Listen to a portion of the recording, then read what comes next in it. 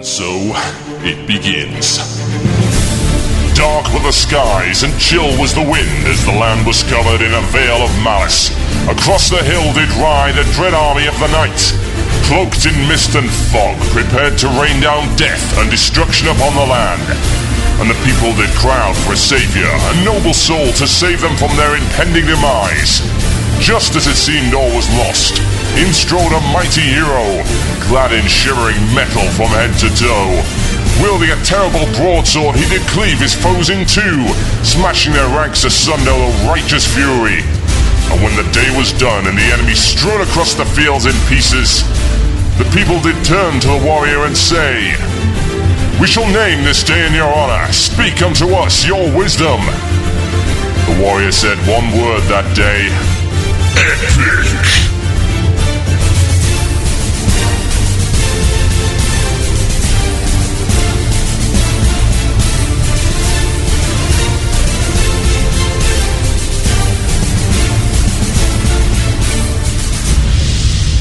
One man, one Murloc, one giant angry badger. This is Blue Please. It begins now. At least it would have if I'd bothered to put in the music beds. Okay, right, I'll just simulate the start of the show. Do do do do do do do do do do do do do do do, something like that anyway.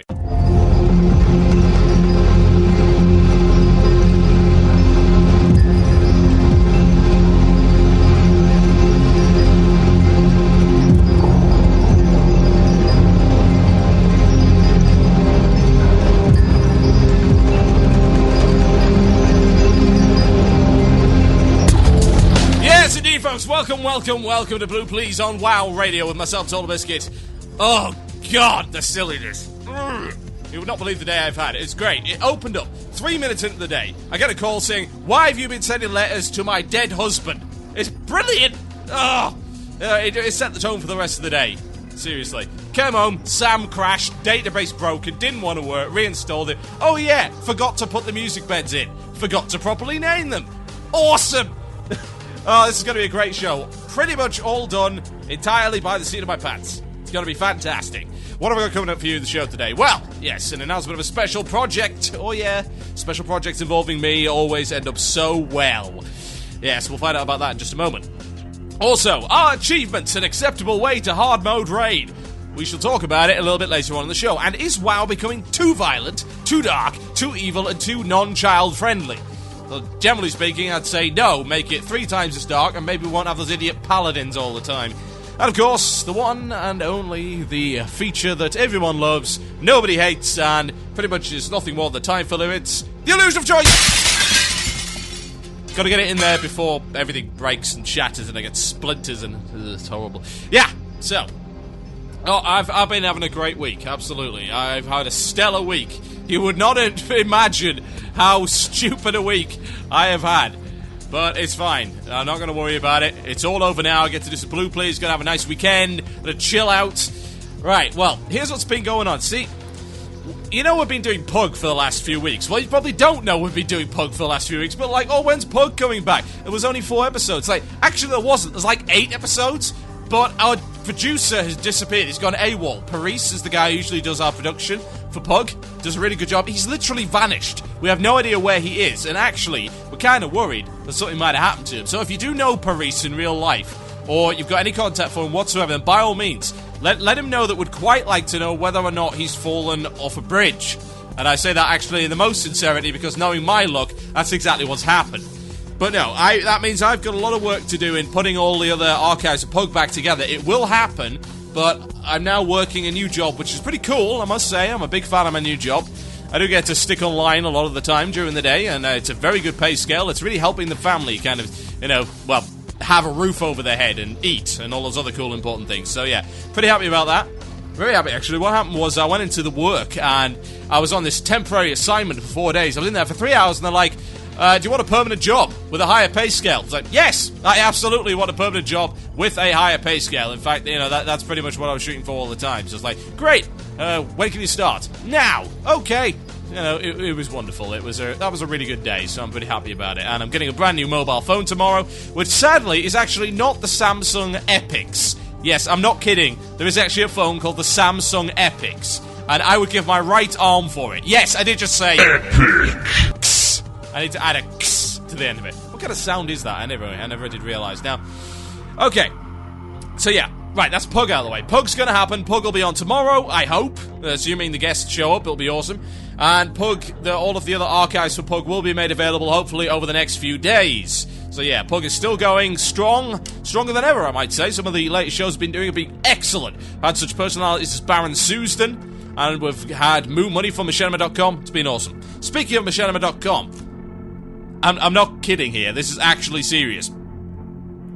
I got asked to do a little bit of voice acting for Machinima recently, a WoW Machinima. Those who don't know what Machinima is, it's movies made using in-game engines, or at least enough in-game assets to justify it being nothing, a little bit more than just CG. Now, let me just get this out of the way. Anyone who's seen Craft of War Blind, which I imagine would be pretty much everybody by this point, it is not a Machinima!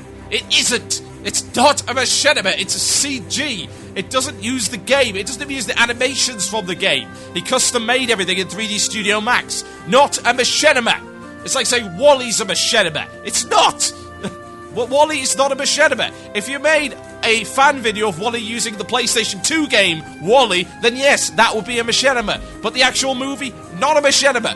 No, it isn't a Machinima. Stop pretending it's a Machinima. Anyway, that's not the point. I actually got asked to do some voice acting for it was the Machinima.com contest, a very Northrend Christmas. And this very Northrend Christmas contest consists of creating a Christmas movie. So, a Christmas movie was created. It wasn't by me. It's by a fellow by the name of Pink Hair.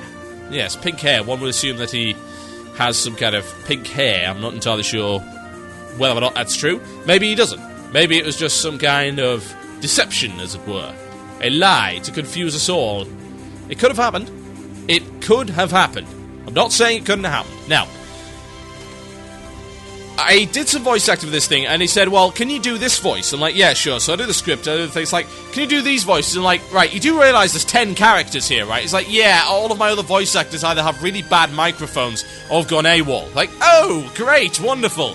So yeah, I ended up voice acting 10 separate characters. It was awesome. And we actually did get the movie out. It has a few rough cuts because we had to really rush it to get it finished. But yeah, it's actually turned out pretty well. And I got him to convince him to put the Murloc in it as the main character. Yeah, I'm not kidding. The Murloc, as in the guy who was in the Blue Please Ask the Murloc segment to the epic Ask the Murlocs segment.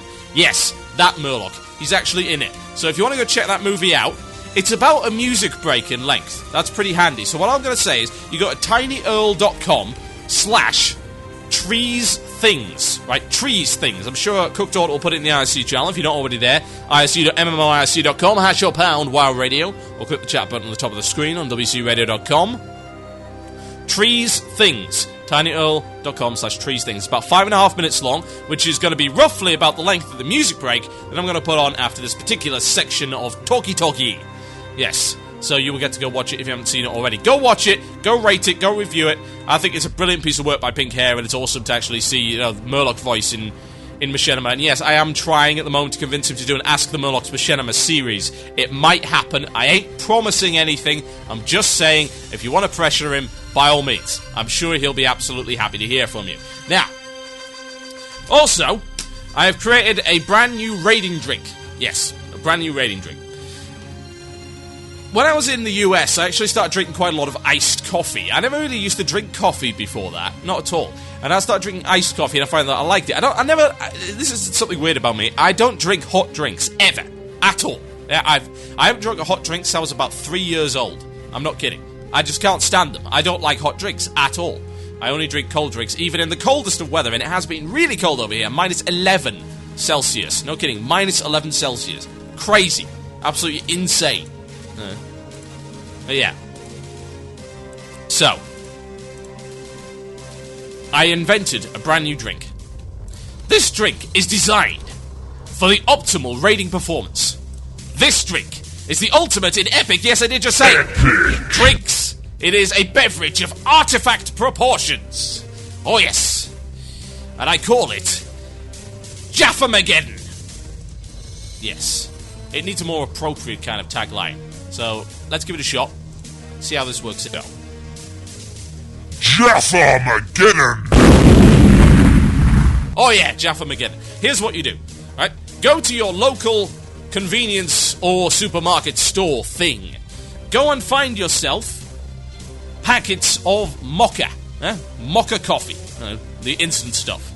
Get this stuff. Right, okay. Take it home. Get yourself a pint glass. Take 2 sachets of the mocha mix stuff. Now, throw in some milk. Now get a tray of ice cubes. Throw the ice cubes in with the milk and the powder. Now, add 4 Jaffa cakes. Put it all into a blender. Activate blender. Don't do what I did and not put the top on the blender, because that means half of the drink will be on the walls. And in my case, the ceiling. But it's okay. You try again. Put the top on the blender and mix the drink. Pour it into a pint glass. Now glug the entire thing. I will guarantee you, it's like a flask. It's got a 2-hour duration on it. Once you run out, you fall over. But it will increase your DPS. It will enhance your focus. And I believe it's probably going to crash me in about an hour and a half, which is ideal, because it'll get me through the show before I fall flat on my arse. Jaffamageddon. Make it for your next raid. Oh yeah, that's what you want. Now, it's kind of just throwing out an introductory segment today, really. I think it's nice just to every now and again sit down, talk about your week, and talk about a little bit of WoW stuff. And WoW-related stuff. I actually got an email back. This is in relation to a review I did last week. I got an email back from Upper Deck. Yeah? Upper Deck are the guys that make the WoW miniatures. Yeah? WoW miniatures. And I reviewed the game last week, the starter set of the game specifically. And, well, let me put it this way. It didn't work out too well. Generally, it didn't work out too well because, well, the set they gave didn't really work. Which is a bit of an issue. So I've got an email from them, and I'm going to read it out for you. This is in response to the review that I did. This is from Upper Deck Customer Service. Right? And it said this: "Hello, we are aware of the problems you have mentioned with the initial release of World of Warcraft miniatures. There are some bases from the core set that do not fit any mini. Also, there are some minis that their bases are warped and do not fit into any U base. Our production team is currently looking into this issue, so it can be fixed in future releases. It has come to our attention that due to a collation error, some deluxe editions do not have a loot card. If your deluxe edition does not contain a loot card, please follow the instructions below to redeem your card." Now, those who have had this issue with the starter set of the miniatures, then please, by all means, go to the link that I have given in the IRC channel. I've given it to Cook Daughter. He will post it in the IRC channel for you. You can go there, get it sorted out. Also, there was a guy who sent me an email telling me about that, so thanks to him. I forget your name. I'll shout out to you later when I find out. They also said this: to keep the price on the product as low as possible, the decision was made to include 6 dice in both versions of the starter set. We understand that this does not allow players to roll 7+ dice at once, or for players to make their attack roll at the exact same time as another character's defense roll. The game can be played with 6 dice, it just requires some dice to be rolled more than once. In addition, 10-sided dice from any game can be used with the World of Warcraft miniatures, and many established miniature game players have these dice available. We are sorry for the inconvenience caused by these issues. We are currently looking into ways to make dice and U-bases more available to our players through tournament prizes and additional releases of the product. We hope this information is helpful. If you have any further questions or concerns, please contact us. Well, I'm alright with the fact that some of the stuff doesn't fit because they were warped. Okay, well, why don't you offer some free stuff then? My stuff is useless, why can't you replace it? Now, I understand the dice concern. It's like, oh, we're trying to save money. It's like, but, I mean, really? Come on. Don't say it's everything you need to play when it really isn't. And the missing loot card, meh. Well. So, what I could say is on the WoW miniatures, and this is a follow-up to the review that I did on the last show, wait till the next release, because then they'll have this stuff fixed. The game is really, really good. I mean, I'm not kidding. It's awesome to play. The rules are just genius. Whoever came up with the rules in the way that they could be customized to pretty much emulate any battleground or PvP environment in WoW was just amazing. Absolutely stunning. I am 100% backing that game as regards to its gameplay. I just really, really, really, really, really don't like the fact that you're stuck with having to glue the stuff. I mean, it pretty much is. You have to glue the stuff together in order for it to work properly if you have those warped U-bases. But, nah, not too bad. Right, you're listening to Blue Please here on WoW Radio. It's myself, Total Biscuit. Got a very special, cool, awesome announcement to come on after the break. In the meantime, I'm going to play some Man of War, some Warriors of the World United. If you don't like this track, or you've already heard this track 50,000 times before, now would be a good time to go check out the Machinima with the Murloc in it. It's tinyurl.com/treesthings. That's one word, as trees things. Go check it out. This song is 5 minutes 56 seconds long, and I'll be right back after this. Enjoy.